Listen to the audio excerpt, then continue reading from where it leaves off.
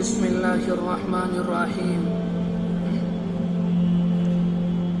الحمد لله وكفى وسلام على عباده الذين اصطفى. أما بعد، أعوذ بالله من الشيطان الرجيم. بسم الله الرحمن الرحيم. وذروا ظاهر الإثم وباطنه إن الذين يكسبون الإثم سيجزون بما كانوا يقترفون. صدق الله العظيم. وقد قال النبي صلى الله عليه وآله وسلم: ألا إن في الجسد مضغة فإذا صلحت صلح الجسد كله وإذا فسدت فسد الجسد كله إلا وهي القلب، أو كما قال عليه الصلاة والسلام. بہت ہی عزت و احترام کے مستحق میرے بزرگوں، قابل قدر دینی اور ایمانی بھائیوں، پچھلے ہفتے 5 باتیں ذکر کی گئی تھیں جس کی بنیاد پر انسان کا دل سخت ہوتا ہے، سیاہ ہو جاتا ہے، یا انسان کے دل پر زنگ لگ جاتا ہے. حضرت حسن بصری رحمۃ اللہ علیہ کی وہ 5 باتیں تھیں. دوبارہ انہیں ذکر کر دوں تاکہ وہ ذہن میں آ جائیں. پہلی بات یہ تھی کہ گناہ کی توبہ کی امید پر گناہ کرنا. دوسری بات علم حاصل کرنا، عمل نہ کرنا. تیسری بات بغیر اخلاص کے عمل کرنا. چوتھی بات میت کو دفن کرنا اور عبرت حاصل نہ کرنا. پانچویں بات اللہ کی نعمتوں کو استعمال کرنا اور اللہ کا شکر ادا نہ کرنا. جو اللہ کے بندے ایسا کرتے ہیں ان کے دل سخت اور سیاہ ہو جاتے ہیں. آج ان کے مقابلے میں چند وہ باتیں ذکر کی جائیں گی جن کی بنیاد پر انسان کا دل نرم ہوتا ہے، انسان کے دل کی سختی دور ہو جاتی ہے، انسان کا دل منور ہو جاتا ہے، انسان کے دل کے اندر اصلاح آ جاتی ہے. ابھی کچھ زمانے پہلے ایک عالم دین حضرت ابراہیم رحمۃ اللہ علیہ کا انتقال ہوا، جو مسلک کے اعتبار سے شافعی تھے. ان کے پاس ایک اللہ کا بندہ آیا اور اس نے آ کر معلوم کیا: حضرت مجھے کوئی ایک عمل بتا دیجئے جس کی بنیاد پر میرے لیے ساری شریعت پر عمل کرنا آسان ہو جائے، میں اللہ کے تمام احکام پر عمل کرنے والا بن جاؤں اور اللہ کے رسول علیہ السلام کی سنتوں پر عمل کرنا میرے لیے آسان ہو جائے. حضرت ابراہیم فرمانے لگے: یہ تو بہت آسان ہے، کوئی مشکل نہیں. میں تمہیں ایک عمل بتاؤں گا جس کی بنیاد پر تمہارے لیے ساری شریعت پر عمل کرنا آسان ہو جائے گا. اس نے معلوم کیا حضرت وہ کیا ہے. حضرت کہنے لگے: وہ دل کی اصلاح ہے. اگر تمہارا دل درست ہوگا تو تمہارے لیے شریعت کے تمام احکام پر عمل کرنا آسان ہوگا، اور اگر تمہارا دل خراب ہوگا تو یہ تمہارے لیے شریعت کے ایک حکم پر یا اللہ کے رسول علیہ السلام کی ایک سنت پر عمل کرنا بھی مشکل ہو جائے گا. اس لیے کہ اللہ کے رسول علیہ السلام نے ایک موقع پر یہ بات ارشاد فرمائی تھی: الا ان فی الجسد مضغہ، انسان کے جسم کے اندر ایک خون کا لوتھڑا، یہ خون کا ایک ٹکڑا ہے. اذا صلحت صلح الجسد کلہ، جب وہ ٹھیک ہوتا ہے تو انسان کا تمام بدن ٹھیک ہوتا ہے. وَإِذَا فَسَدَتْ فَسَدَ الْجَسَدُ كُلُّهُ، جب خون کا وہ ٹکڑا یا خون کا وہ لوتھڑا خراب ہوتا ہے انسان کا سارا بدن خراب ہو جاتا ہے. پھر آپ نے یہ بات ارشاد فرمائی تھی، وہ کیا ہے؟ إِلَّا وَهِيَ الْقَلْبُ، وہ انسان کا دھڑکتا ہوا دل ہے. میرے بھائیوں، بالکل اس طرح سے ہمارا اور آپ کا دل ہوتا ہے. اگر جسم کی صحت کا دار و مدار اور سارے جسم کی اصلاح کا دار و مدار انسان کے دل کے اوپر ہوتا ہے، اگر انسان کا دل درست ہوتا ہے، انسان کا دل صحیح ہوتا ہے، تو انسان کا سارا جسم درست ہوتا ہے. لیکن اگر انسان کے دل میں بیماری آ جائے یا انسان کے دل میں کوئی روگ لگ جائے تو انسان دیکھنے میں اوپر سے لے کے نیچے تک سارا کا سارا کمزور اور بیمار نظر آتا ہے۔ وہ اپنے دل کو پکڑا رہتا ہے، اسے اس بات کا یقین ہونے لگتا ہے کہ میں کچھ دنوں کے لیے اس دنیا میں ہوں، کچھ دنوں کے بعد میں اس دنیا سے چلا جاؤں گا۔ اسی طرح سے اگر انسان کا دل پاک ہوتا ہے تو انسان کے اعضاء سے نکلنے والے اعمال پاک ہوتے ہیں، اور اگر انسان کا دل ناپاک ہوتا ہے تو انسان کے اعضاء سے نکلنے والے اعمال سارے کے سارے ناپاک ہوتے ہیں۔ اگر انسان کا دل ناپاک ہوتا ہے تو جس موقع پر انسان اپنی زبان سے جھوٹ بولتا ہے یا اپنی زبان سے کسی کو تکلیف دیتا ہے، اپنی زبان سے گالی گلوچ کرتا ہے، اپنی زبان سے لڑائی جھگڑے کرتا ہے یا لوگوں کے درمیان اختلاف پیدا کرتا ہے، یا جس موقع پر انسان اپنی آنکھوں کا غلط استعمال کرتا ہے، اپنے کانوں کا، اپنے وجود کا، اپنے ہاتھوں کا غلط استعمال کرتا ہے، انسان کی زبان غلط بول رہی ہوتی ہے، انسان کی آنکھیں غلط دیکھ رہی ہوتی ہیں، انسان کے کان غلط سن رہے ہوتے ہیں، اور انسان کے ہاتھ غلط لین دین کر رہے ہوتے ہیں، لیکن ساری کی ساری یہ اس بات کی علامت ہوتی ہے کہ انسان کا دل خراب ہے۔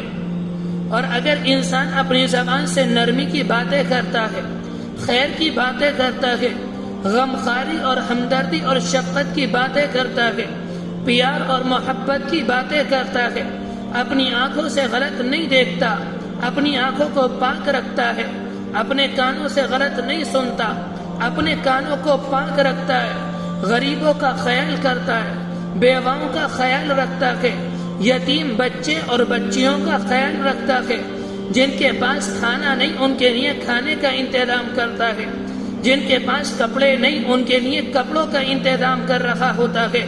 انسان کی زبان صحیح بول رہی ہوتی ہے، انسان کی آنکھیں صحیح دیکھ رہی ہوتی ہیں، انسان کا سارا چال چلن درست ہوتا ہے، لیکن ساری کی ساری یہ اس بات کی علامت ہے کہ انسان کا دل درست ہے، انسان کا دل ٹھیک ہے۔ اگر انسان کا دل پاک ہوگا، انسان کے اعضاء سے نکلنے والے اعمال پاک ہوں گے، اور اگر انسان کا دل ناپاک ہوگا تو انسان کے اعضاء سے نکلنے والے اعمال سارے کے سارے ناپاک ہوں گے۔ اللہ کے رسول علیہ السلام ایک موقع پر بیٹھے ہوئے تھے، آپ کے ایک صحابی اللہ کے رسول علیہ السلام کے پاس تشریف لائے اور آپ سے یہ بات معلوم کی، اللہ کے رسول علیہ السلام مجھے بتا دیجیے نیکی کیا ہے اور مجھے یہ بھی بتا دیجیے گناہ کیا ہے۔ اس موقع پر آپ نے اپنے ہاتھوں کی انگلیوں کو ایک جگہ پر جمع کیا اور حضرت وابثہ رضی اللہ عنہ جو آپ سے معلوم کرنے آئے تھے، آپ نے ان کے سینے پر ہاتھ مارا اور آپ نے یہ بات ارشاد فرمائی، استفتی نفسک استفتی قلبک، اپنے آپ سے معلوم کرو نیکی کیا ہے اور اپنے دل سے معلوم کرو گناہ کیا ہے۔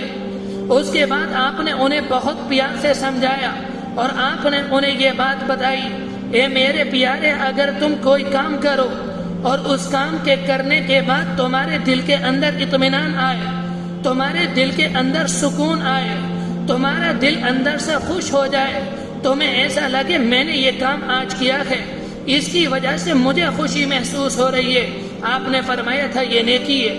پھر آپ نے یہ بات ارشاد فرمائی، تم کوئی نیک کام کرو جس کے بعد تمہارے دل کے اندر بے چینی آئے، تم اپنے اوپر نادم اور شرمندہ ہو، کاش میں یہ کام نہ کرتا، مجھے یہ کام نہیں کرنا چاہیے تھا۔ آپ نے فرمایا تھا جب تم کوئی کام کرو اس کے کرنے کے نتیجے میں تمہارے دل کے اندر تنگی ہو، تم اپنے اوپر نادم اور شرمندہ ہو، تو تم سمجھ لینا یہ گناہ ہے۔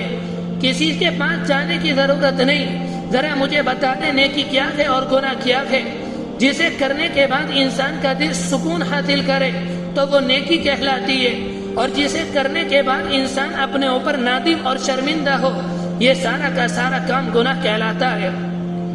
شروع میں نے یہ بات عرض کی تھی کہ آج وہ باتیں ذکر کی جائیں گی جس کی بنیاد پر انسان کا دل نرم ہوتا ہے۔ حضرت ابراہیم نے یہ باتیں اپنی کتاب کے اندر لکھی اور انہوں نے تو اس کی بہت زیادہ مثالیں بیان کی، اگر وہ مثالیں بیان کی جائیں تو وقت کم ہوتا ہے، اس لیے تھوڑی سی باتیں عرض کر کے بات کم کرنے کی بات ختم کرنے کی کوشش کروں گا۔ پہلی بات انہوں نے یہ بات ارشاد فرمائی، اگر انسان کا دل سخت ہو جائے اور انسان چاہتا ہے میں اپنے دل کی سختی کو دور کروں، تو میں اپنے دل کی سختی کو کس چیز سے دور کروں؟ پہلی بات ارشاد فرمائی تلاوت القرآن۔ قرآن مجید کی تلاوت سے انسان کے دل کی سختی دور ہو جاتی ہے، انسان کے دل کی سختی اور سیاہی ختم ہو جاتی ہے۔ قرآن مجید کی تلاوت سے انسان کے دل کے اندر نور آتا ہے۔ اللہ کے رسول علیہ السلام نے ایک موقع پر یہ بات ارشاد فرمائی تھی، ان هذه القلوب تصع كما يصع الحديد اذا اصابه الماء۔ انسانوں کے دلوں کو سنگ لگ جاتا ہے جس طرح سے لوہے کو پانی پہنچ جانے کے بعد سنگ لگ جاتا ہے۔ قیل وما جلاؤها یا رسول اللہ، صحابہ اکرام نے معلوم کیا اللہ کے رسول علیہ السلام اگر دلوں کو سنگ لگ جائے، ہم اپنے دلوں کے سنگ کو کس طرح سے دور کریں؟ ہم اپنے دلوں کی سختی کو کس طرح سے ختم کریں؟ ہم اپنے دلوں کی سیاہی کو کس طرح سے دور کریں؟ اس موقع پر آپ نے فرمایا تھا، قال کثرت ذکر الموت وتلاوت القرآن، موت کو کثرت سے یاد کرنا اور قرآن مجید کی کثرت سے تلاوت کرنا۔ جب تم موت کو کثرت سے یاد کرو گے، جو تمہارے دل کے اوپر سنگ آ گیا تمہارے گناہوں کے نتیجے میں، موت کو یاد کرنے کے نتیجے میں اللہ تمہاری اس سختی کو، تمہارے دل کے اس سنگ کو ختم کر دے گا۔ اور جب تم قرآن مجید کی تلاوت کرو گے، قرآن مجید کی تلاوت کے نتیجے میں تمہارے دل کی سیاہی دور ہو جائے گی۔ اس زمانے کے اندر بہت سے بھائی ایسے ہیں، خاص طور سے جو ہمارے نوجوان ہیں، اگر ان سے کہا جائے کہ قرآن مجید پڑھو تو ایک دم کہہ دیتے کہ ہم نے قرآن مجید نہیں پڑھا۔ اگر بزرگوں سے کہا جائے قرآن مجید پڑھو تو وہ بھی یہ بات کہہ دیتے ہم بوڑھے ہو گئے، ہم قرآن مجید نہیں پڑھ سکتے، ہم اماں کے پارے کی آخر کی 10-12 صورتیں پڑھ لیتے ہیں۔ میرے بھائیو، اس سے کام نہیں چلے گا، آپ کو قرآن مجید کی تلاوت کرنی پڑے گی۔ اگر کوئی بھائی یہ سمجھتا ہے کہ میں اس زمانے میں، اپنی اس عمر میں بوڑھا ہو چکا، میں ادھیڑ ہوں، یا میرے پاس ٹائم نہیں، میں قرآن مجید نہیں سیکھ سکتا، ایسا نہیں۔ جس زمانے میں قرآن مجید اللہ کے رسول علیہ السلام پر نازل ہو رہا تھا، آپ کے زمانے میں سارے کے سارے نوجوان نہیں تھے، آپ کے زمانے میں سارے کے سارے بچے نہیں تھے، اس زمانے میں ادھیڑ عمر کے لوگ موجود تھے، اس زمانے میں بوڑھے مرد اور بوڑھی عورتیں موجود تھیں۔ اللہ کے رسول پر قرآن مجید کا نزول ہوتا اور آپ پر جو ایمان لانے والا طبقہ یعنی صحابہ اکرام کا مجمع تھا، جن میں بچے بھی ہوتے تھے، جس میں جوان بھی ہوتے تھے، جن میں ادھیڑ عمر کے بھی ہوتے تھے، جن میں بوڑھے بھی ہوتے تھے، وہ سارے کے سارے قرآن مجید کو یاد کرتے۔ اور اس زمانے کے اندر کتنے بوڑھوں نے، یعنی جن کی عمر تقریباً 70 سال تھی، جن کی عمر تقریباً 60 سال یا 80 سال تھی، انہوں نے اس زمانے قرآن مجید کو یاد کیا۔ میرے بھائیوں، قرآن مجید کا پڑھنا دنیا کے اندر سب سے آسان ہے۔ انگلش کا پڑھنا مشکل ہے، اردو زبان کا پڑھنا مشکل ہے، ہندی کتابوں کا پڑھنا مشکل ہے، لیکن قرآن مجید کا پڑھنا سب سے زیادہ آسان ہے۔ اور اس کی سینکڑوں اور ہزاروں مثال ہمارے اور آپ کے سامنے موجود ہیں۔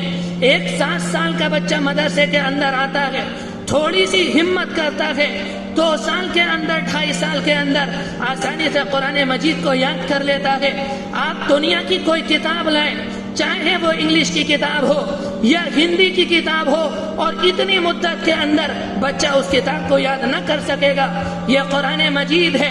اللہ نے اس کے بارے میں کہا وَلَقَدْ يَسَّرْنَا الْقُرْآنَ لِلذِّكْرِ، ہم نے قرآن مجید کو آسان کر دیا، اس کا پڑھنا سب سے آسان ہے۔ اگر کوئی بھائی یہ کہتا ہے کہ ہمارے لیے قرآن مجید کا پڑھنا مشکل ہے، یہ تو غلط بات ہے۔ آپ محنت تو کر دیکھیں۔ اللہ کے رسول علیہ السلام نے فرمایا تھا، مشکات شریف کی روایت ہے، من تعاہد القرآن فلہ اجران، جو انسان قرآن مجید کے سیکھنے میں مشقت برداشت کرتا ہے، اللہ اسے 2 اجر دے گا۔ ایک قرآن مجید پڑھنے کا اور ایک قرآن مجید کے سیکھنے میں مشقت برداشت کرنے کا۔ میرے بھائیو، جتنا ثواب قرآن مجید کی تلاوت پر ملتا ہے، اتنا کسی اور عمل پر نہیں ملتا۔ جب کوئی انسان قرآن مجید کی تلاوت کرتا ہے تو انسان کے دل کی سختی دور ہو جاتی ہے۔ جس طرح سے قرآن مجید کے پڑھنے سے انسان کے دل کی سختی دور ہوتی ہے. بالکل اسی طرح سے قرآن مجید کے سننے سے انسان کے دل کی سختی دور ہو جاتی ہے. صحابہ ایک اللہ کے رسول علیہ السلام کے ایک صحابی ہیں حضرت طفیل بن عمرو دوسی رضی اللہ عنہ. وہ تہامہ کے رہنے والے اپنی قوم کے سردار تھے. وہ جس زمانے میں مکہ مکرمہ میں آئے وہ زمانہ تھا اللہ کے رسول علیہ السلام کو نبوت مل چکی تھی. جب وہ مکہ مکرمہ کے اندر آئے وہ زمانہ تھا جب اللہ کے رسول علیہ السلام کے درمیان اور قریش مکہ کے درمیان ایک زبردست کشمکش چل رہی تھی. اللہ کے رسول علیہ السلام لوگوں کے پاس جاتے اور انہیں اس بات کی دعوت دیتے یہ جو تم بتوں کی عبادت کر رہے ہو یہ تمہارے معبود نہیں, تمہارا معبود صرف اللہ ہے, اس کے سوا کوئی تمہارا معبود نہیں. میں اللہ کا رسول ہوں. آپ صحابہ لوگوں کے پاس جاتے, انہیں قرآن مجید سکھاتے, آپ لوگوں کو ظلم سے روکتے, آپ مظلوم کا ساتھ دیتے. اگر سماج میں کوئی مظلوم ہوتا آپ اس کے ساتھ کھڑے ہو جاتے. اگر کسی کے پاس کھانے کو کھانا نہیں ہوتا آپ اس کے لیے کھانے کا انتظام کرتے. اور قریش مکہ کا حال یہ تھا, آپ جب دعوت دینے کے لیے کسی کے پاس جاتے وہ آپ کے پیچھے چند نوجوان لگا دیتے, وہ پیچھے سے آواز دیتے یہ جس بات کی آپ کو دعوت دے رہے ہیں یہ انسان ساحر ہے, یہ انسان جادوگر ہے, یہ انسان دیوانہ ہے, یہ انسان مجنون ہے, تم اس کی باتوں میں مت آنا. اس طرح سے اللہ کے رسول علیہ السلام اور کفار مکہ کے درمیان یہ کشمکش چل رہی تھی. اسی دور میں طفیل بن عمرو دوسی رضی اللہ عنہ اپنے علاقے کو چھوڑ کر مکہ مکرمہ کے اندر آئے. جب یہ مکہ مکرمہ کے اندر آئے یہ اپنی قوم کے بڑے آدمی تھے. قریش کے اندر جو بڑے بڑے سردار تھے وہ تیزی سے طفیل ابن عمرو کے پاس آئے اور انہوں نے انہیں گھیر لیا, انہیں اپنے بیچ میں لیا اور سب سے پہلے یہ بات کہی طفیل ہمارے درمیان ایک انسان ہے جو یہ کہتا کہ میں وقت کا نبی ہوں, تم ان کے پاس مت جانا, تم ان سے بات مت کرنا, تم ان کا کلام مت سننا, ان کی زبان میں بلا کی تاثیر ہے, ان کے پاس ایسا سحر ہے جو ان کے پاس جاتا ہے ان کے کلام کو سنتا ہے وہ ان کا ہو کر رہ جاتا ہے. اس کے بعد اس کے اور سماج کے درمیان اختلاف ہو جاتا ہے, اس کے اور بھائی کے درمیان اختلاف ہوتا ہے, اس کے والدین کے درمیان اختلاف ہوتا ہے, اس کے پورے گھر کے اندر ایک آگ لگ جاتی ہے, تم اس کے پاس مت جانا. حضرت طفیل کہتے ہیں انہوں نے مجھے گھیر لیا اور گھیرنے کے بعد اتنا خوف زدہ کیا, اتنا ڈرایا, میں نے ارادہ کر لیا میں اللہ کے رسول علیہ السلام کے پاس نہیں جاؤں گا. کہتے میں ان کے پاس سے اٹھا, وہ اپنے گھر چلے گئے. میں بیت اللہ کا طواف کرنے کے لیے بیت اللہ کے اندر جو بت رکھے ہوئے تھے ان کی عبادت کرنے کے لیے, ان کی تعظیم کرنے کے لیے بیت اللہ کے پاس آیا اور میں نے اپنے کانوں میں روئی ٹھوس لی کہیں پیغمبر دو جہاں کی آواز میرے کانوں میں نہ پڑ جائے. جب میں وہاں طواف کرنے کے لیے آیا میں نے دیکھا کہ اللہ کے رسول علیہ السلام بیت اللہ کے پاس موجود ہیں, آپ نماز کے اندر مشغول ہیں. میں نے دیکھا ہمارا طریقہ عبادت اور اللہ کے رسول علیہ السلام کا طریقہ عبادت مختلف ہے, اس لیے کہ آپ اللہ کی عبادت کرتے تھے, ہم بتوں کی عبادت کرتے تھے. مجھے اللہ کے رسول علیہ السلام کا طریقہ عبادت بہت زیادہ اچھا لگا. میں نے ارادہ کیا میں اللہ کے رسول علیہ السلام کے قریب آیا, میرے کانوں میں روئی لگی ہوئی تھی, آپ تلاوت کر رہے تھے, ہلکی ہلکی آواز میرے کانوں میں آ رہی تھی. میں نے اس موقع پر اپنے آپ سے کہا طفیل تم ایک سمجھدار آدمی ہو, تم قوم کے سردار ہو, تم اپنے آپ میں ایک شاعر ہو, کلام کی اچھائی سے واقف ہو اور کلام کی خرابی سے واقف ہو. اللہ کے رسول علیہ السلام کا کلام سنو, اگر اچھا لگے تو قبول کر لینا اور اگر اچھا نہ لگے تو اسے چھوڑ دینا. کہتے میں نے اپنے کانوں سے روئی نکالی, اللہ کے رسول علیہ السلام کے قریب آیا, مجھے وہ کلام اتنا اچھا لگا, اتنا اچھا لگا, میں نے اتنا اچھا کلام اس سے پہلے نہیں سنا. آپ علیہ السلام نماز سے فارغ ہوئے, فارغ ہونے کے بعد آپ اپنے گھر کو چلے. میں نے آپ سے بات نہیں کی, میں پیچھے پیچھے چلا. جب آپ اپنے گھر میں داخل ہو رہے تھے میں نے آپ کو آواز دی, آپ رکے. اس کے بعد میں نے اپنا تعارف کرایا اور قریش کی ساری باتیں بتائیں. انہوں نے اس طرح سے مجھے گھیر لیا. انہوں نے یہ بات کہی آپ کے قریب مت جانا. میں نے اپنے کانوں کے اندر روئی لگا لی. میں نے آپ کا کلام سنا. میں چاہتا ہوں آپ مجھے اپنا کلام سنائیں. اللہ کے رسول علیہ السلام گھر میں لے کر آئے. گھر میں لانے کے بعد آپ نے سورہ اخلاص سنائی, آپ نے سورہ فلق سنائی, آپ نے سورہ ناس سنائی, آپ قرآن مجید سنا رہے تھے. طفیل ابن عمرو دوسی نے اپنے ہاتھ اللہ کے رسول علیہ السلام کی طرف بڑھا دیے. اللہ کے رسول علیہ السلام, مجھے آپ کا کلام اتنا اچھا لگا, آپ مجھے کلمہ پڑھا کر مسلمان کر لیجئے. میرے بھائیوں, یہ ہے قرآن مجید جس کے سننے کا فائدہ یہ ہے, تو آپ اندازہ لگائیں اس کی تلاوت کا فائدہ کیا ہوگا. میں اگر آپ سے معلوم کروں, اس زمانے میں لوگ کہتے ہیں ہمارے گھر کے اندر پریشانی ہے, ہمارے گھر کے اندر تنگی ہے, ہمارے گھر کے اندر بے برکتی ہے. اگر میں اپنے جوانوں سے معلوم کروں, ذرا مجھے بتاؤ قرآن مجید کھولا کب تھا, تو سب یہی کہیں گے کہ رمضان المبارک میں کھولا تھا, اور اس کے بعد سے لے کر آج تک ہم نے قرآن مجید نہیں کھولا. میرے بھائیوں, اگر ہم چاہتے ہیں ہمارے گھر کی بے برکتی دور ہو جائے, ہمارے گھر کی تنگی دور ہو جائے, ہمارے گھر کی پریشانیاں دور ہو جائیں, تو قرآن مجید کی تلاوت کرنی پڑے گی. جب ہم قرآن مجید کی تلاوت کریں گے تو ہمارے گھر کی پریشانیاں دور ہو جائیں گی. میں نے عرض کیا تھا, جب بندہ قرآن مجید کی تلاوت کرتا ہے تو اس کے نتیجے میں انسان کے دل کی سختی دور ہو جاتی ہے. دوسری بات جس سے انسان کے دل کی سختی دور ہوتی ہے وہ قیام اللیل ہے, وہ تہجد کی نماز ہے. اللہ کے رسول علیہ السلام نے اپنے زمانے میں ایک موقع پر تہجد کے فائدے بیان کروائے. آپ نے صحابہ اکرام سے یہ بات ارشاد فرمائی کہ قیام اللیل کو لازم پکڑو, یعنی رات میں تہجد کے عادی بنو, رات میں نفل عبادت کرو, اس لیے کہ تم سے پہلے جو نیک لوگ گزرے ان کا طریقہ یہ تھا, وہ رات میں تہجد کی نماز پڑھتے تھے. پھر آپ نے یہ بات ارشاد فرمائی, جب کوئی اللہ کا بندہ تہجد کی نماز پڑھتا ہے, اللہ بندے کے دل کو نرم کر دیتا ہے, بندے کے دل کی سختی کو دور کر دیتا ہے. جب کوئی تہجد کی نماز پڑھتا ہے وہ اپنے مالک سے قریب ہو جاتا ہے.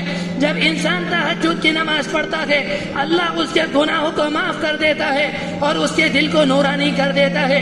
حدیث شریف کے اندر آتا ہے, حضرت اسماء بنت یزید رضی اللہ عنہا بیان کرتی ہیں کہ اللہ کے رسول علیہ السلام نے فرمایا تھا کہ قیامت کا دن ہوگا, سارے لوگ اللہ کے سامنے کھڑے ہوں گے. اللہ کا ایک منادی اعلان کرے گا, کہاں ہیں وہ لوگ جو رات میں اپنے نرم ملائم بستر کو چھوڑ کر ہمارے سامنے کھڑے رہتے تھے, ہمارے سامنے سجدے میں پڑے رہتے تھے. تھوڑے سے لوگ یہ اعلان سن کر کھڑے ہوں گے. کہا جائے گا یہ وہ لوگ ہیں جو رات میں تہجد کی نماز پڑھتے تھے. اللہ ان سے کہے گا تم لوگ بنا حساب و کتاب جنت کے اندر داخل ہو جاؤ. دوسری بات یہ عرض کی, جب بندہ تہجد کی نماز پڑھتا ہے تو انسان کے دل کی سختی دور ہو جاتی ہے. تیسری بات جس سے انسان کے دل کی سختی دور ہوتی ہے وہ حرام غذا سے اجتناب کرنا ہے اور حلال اختیار کرنا ہے. جب بندہ حرام کھاتا ہے, حرام لقمہ بندے کے پیٹ میں جاتا ہے, اس سے بندے کا دل سخت ہو جاتا ہے. اور جب بندہ حلال کھاتا ہے اس سے انسان کا دل نرم ہوتا ہے. علماء نے لکھا ہے پیٹ کی مثال ٹینک کی طرح ہے. اگر ٹینک کے اندر پانی صاف ہوگا تو ٹنکیوں میں سے پانی پاک نکلے گا, اور اگر ٹینک کے اندر پانی ناپاک ہوگا تو ٹنکیوں کے اندر سے پانی ناپاک نکلے گا.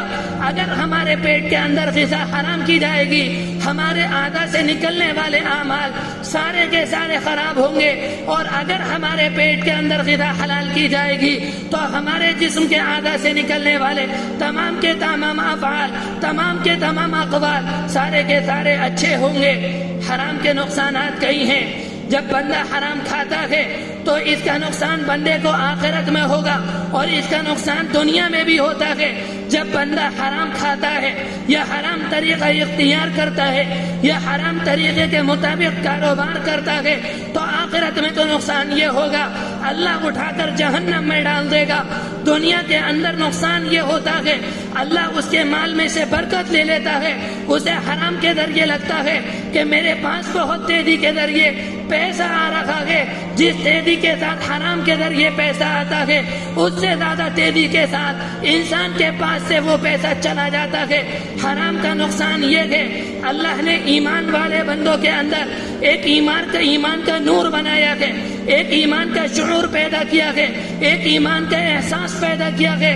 جب بندہ حرام کھاتا ہے، حرام طریقہ اختیار کرتا ہے، اس کے نتیجے میں اللہ بندے کے اندر سے جو ایمان کا شعور ہے اس کو لے لیتا ہے، اسے حلال اور حرام میں فرق نہیں لگتا، اسے حرام الگ نظر آتا ہے، اسے حرام اور حلال میں کوئی فرق نظر نہیں آتا، اسے دونوں کے دونوں ایک نظر آتے ہیں۔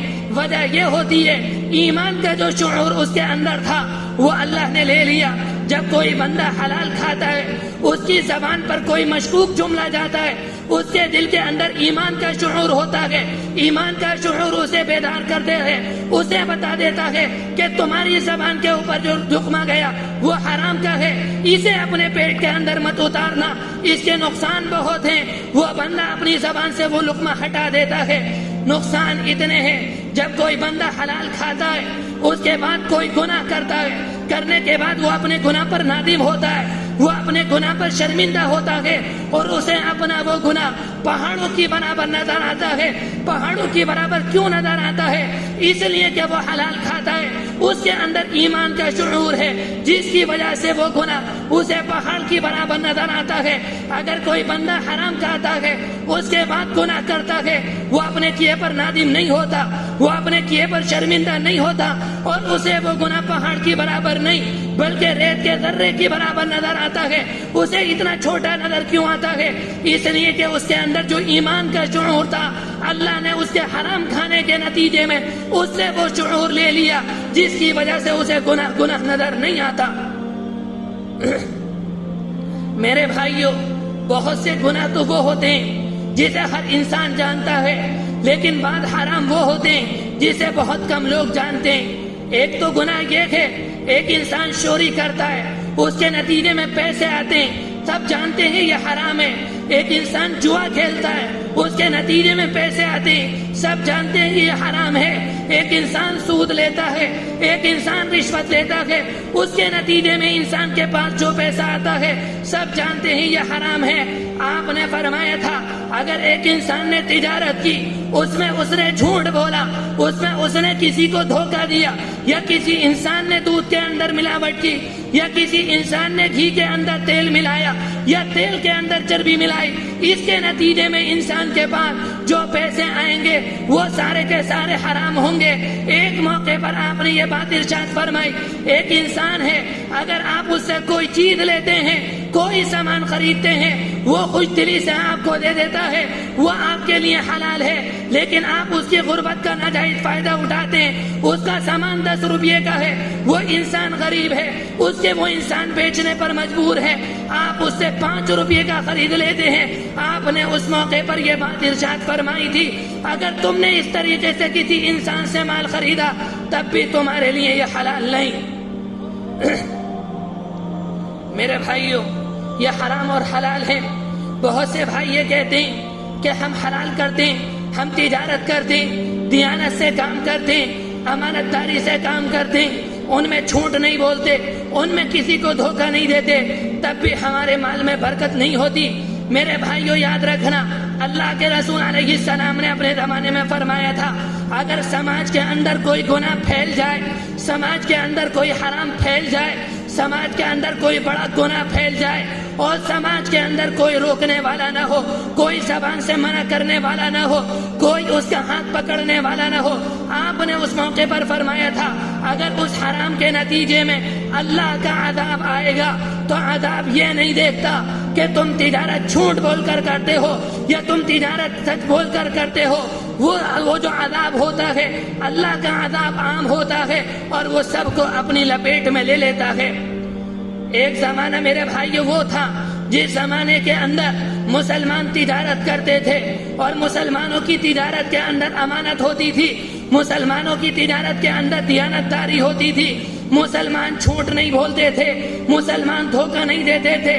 یہ وہ زمانہ آ گیا کہ کہ تجارت کے اندر سے امانت داری ختم ہو گئی، تجارت کے اندر سے دیانت داری چلی گئی، تجارت کے اندر جھوٹ آ گیا، تجارت کے اندر دھوکہ آ گیا، تجارت کے اندر گڑبڑی آ گئی، اور آج مغربی اقوام نے ان چیزوں پر قبضہ کر لیا جو مسلمانوں کی چیزیں تھیں، جس کی وجہ سے انہیں ترقی مل رہی ہے، جس کی وجہ سے ان کے پاس حکومتیں ہیں، جن کی وجہ سے آج ساری دنیا پر وہ منڈلاتے ہوئے نظر آتے ہیں، آج ساری دنیا میں بڑی سے بڑی تجارت ان کے پاس نظر آتی ہے۔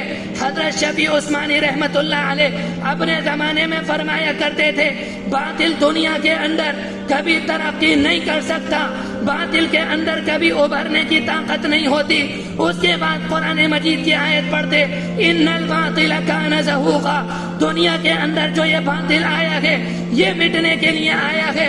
اس کے بعد لوگوں کو سمجھانے کے لیے یہ بات فرمایا کرتے تھے، اگر کسی زمانے کے اندر تمہیں باطل ترقی کرتا نظر آئے، باطل ابھرتا نظر آئے، تو سمجھ لینا انہوں نے اللہ کے رسول علیہ السلام کے تجارت کے اصول کو اختیار کیا ہے، جس کی ان اصولوں کے نتیجے میں اللہ نے انہیں ترقی دی۔ پھر فرمایا کرتے تھے، اگر کسی زمانے کا باطل اللہ کے رسول علیہ السلام کے تجارت کے اصول کو اختیار کرے گا یا کفار اختیار کریں گے، اللہ انہیں ترقی دے گا، اور اگر مسلمانوں نے اللہ کے رسول علیہ السلام کی تجارت کے طریقوں کو اختیار نہیں کیا، اللہ مسلمانوں کو رسوا کرے گا، اللہ انہیں ذلیل کرے گا، اور ان کے اوپر ایسے افراد مسلط کر دے گا جو انہیں اپنے پاؤں تلے رون ڈالیں گے۔ میرے بھائیوں، گھبرانے کی ضرورت نہیں، ڈرنے کی ضرورت نہیں۔ صبح سے لے کر شام تک اپنی زندگی کا جائزہ لیں کہ ہم سے کوئی گناہ تو نہیں ہوا، اس بات کا جائزہ لیں۔ صبح سے لے کر شام تک جو میں نے تجارت کی، میں نے جھوٹ تو نہیں بولا، میں نے دھوکہ تو نہیں دیا، میں نے گڑبڑی تو نہیں کی۔